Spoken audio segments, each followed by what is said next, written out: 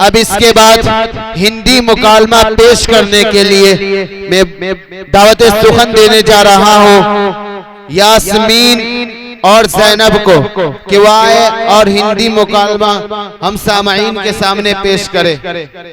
अस्सलामु अलैकुम व रहमतुल्लाहि व बरकातुहू। अल्हम्दुलिल्लाह मैं खैरियत से हूँ। कई दिनों से आप नजर नहीं आ रही थी, क्या कहीं गई हुई थी? जी बहन, मैं मदरसा हिदायतुल इस्लाम में तालीम हासिल करने के लिए गई हुई थी। सुनी हूँ कि आपके मदरसे में जनरल नॉलेज की भी तालीम दी जाती है। जी बहन, आपने ठीक सुनी है। मैं कुछ सवाल करना चाहती हूँ, क्या आप जवाब दे सकती हो? जी बहन, आप सवाल कीजिए, इंशाअल्लाह मैं जरूर जवाब दूंगी।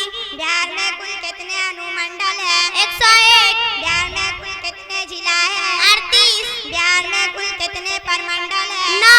बिहार में कुल कितने गांव है? 45,103। बिहार में कुल कितने टाउन्स है? 130। बिहार में कुल कितने पंचायत है?